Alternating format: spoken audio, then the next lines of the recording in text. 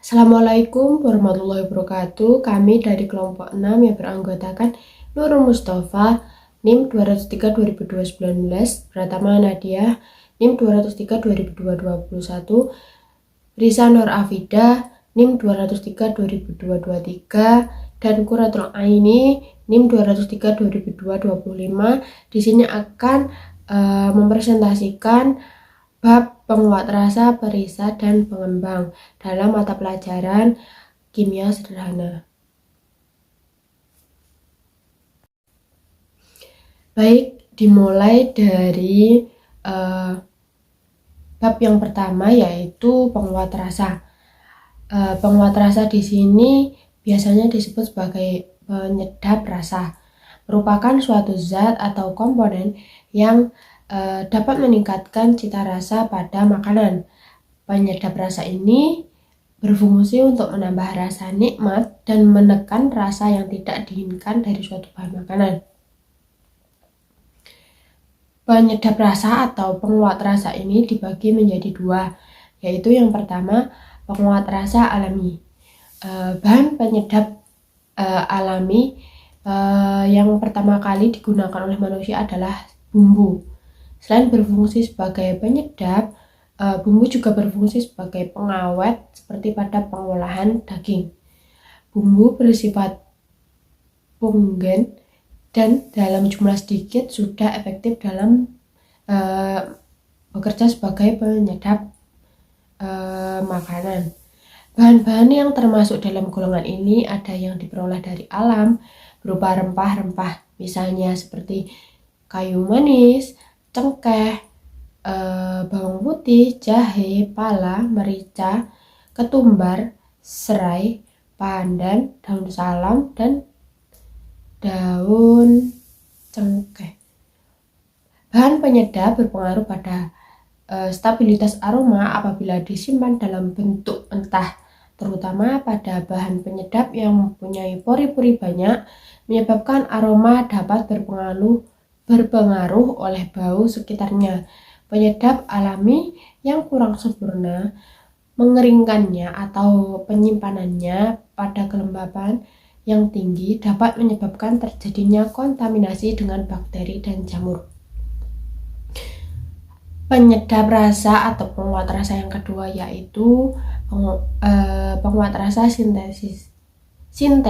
Penyedap sintetis atau sintetik adalah komponen atau zat yang mempunyai atau yang dibuat menyerupai penyedap alami. Penyedap jenis ini biasanya dibuat dari bahan-bahan penyedap aroma, baik dari gabungan dengan bahan alami maupun dari bahan itu sendiri. Penyedap sintetik yang sangat populer di masyarakat adalah contohnya seperti vetsin atau MSG, mononatrium glutamat. Di pasaran senyawa tersebut dikenal dengan beragam merek dagang, misalnya seperti Ajinomoto, Miwon, Sasa, Royco, Maggi, dan lain sebagainya.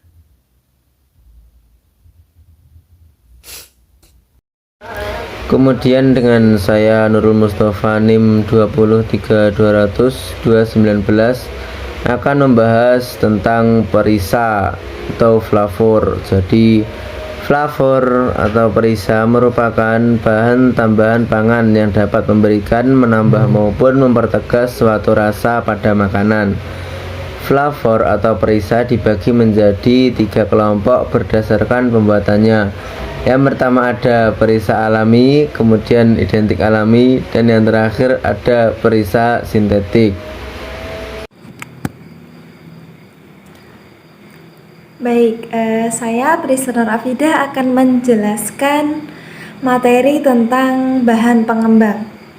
Baik, pada materi kali ini saya akan menjelaskan tentang bahan pengembang. Nah, bahan pengembang adalah bahan tambahan pangan yang digunakan dalam pembuatan roti atau kue. Bahan pengembang tersebut berfungsi untuk mengembangkan adonan supaya adonan menjadi mengembang atau bertambah volumenya. Nah, demikian juga pada saat adonan tersebut dipanggang, dapat memberi kesan lebih besar atau menggembung. Nah, bahan pengembang adonan dapat dibagi menjadi dua, yaitu ada bahan pengembang mikroorganisme dan juga bahan pengembang kimiawi. Nah, bahan pengembang mikroorganisme itu misalnya ragi atau starter. Nah, bahan pengembang mikroorganisme itu biasanya pada proses pembuatan tape. Selanjutnya, yang kedua tadi adalah bahan pengembang kimiawi, misalnya soda kue atau dan juga baking powder. Nah, baking powder di sini apa? Baking powder di sini adalah bahan pengembang atau living agent yang terdiri dari campuran sodium bikarbonat. Nah, satu atau lebih bahan pengembang lainnya seperti sodium aluminium fosfat atau monokalium fosfat, serta bahan yang bersifat inert seperti pati. Selanjutnya bahan kimiawi yang kedua tadi ada baking soda. Nah, baking soda adalah basa. Nah, dia menimbulkan efek sedikit rasa pahit kecuali dipertemukan dengan suasana yang asam seperti dari bahan lain seperti buttermilk, dan juga baking soda itu biasanya dipakai dalam resep kue kering. Nah, untuk resep kue kering, soda kue memberikan efek rasa kering atau renyah dan juga memberi kesan kering atau garing ya, renyah, atau seperti contohnya kue kering cookies. Nah, oleh karena itu tadi, jika bahan pengembang dicampurkan ke dalam adonan kue, maka adonan kue tersebut terbentuk di dalamnya seperti gas karbon dioksida. Nah, gas inilah yang kemudian terperangkap dalam guletan adonan atau komponen protein yang ada di dalam tepung terigu yang diaduk itu tadi. Nah, sehingga adonan menjadi mengembang karena gas yang ada di dalamnya itu dihasilkan semakin lama semakin banyak atau semakin mengembang. Nah, di dalam mikroorganisme tadi ada fungsi ragi.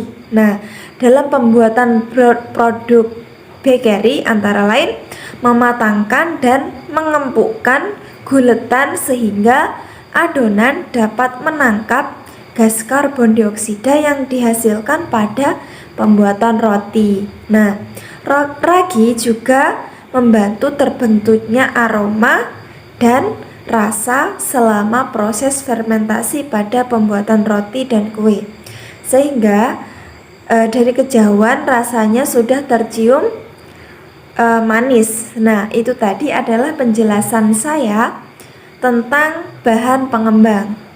Mungkin cukup sekian penjelasan materi pengembang dari kelompok kami. Ada kurang lebihnya mohon maaf. Akhirul kalam, wassalamualaikum warahmatullahi wabarakatuh. Terima kasih, selamat. Semoga bermanfaat.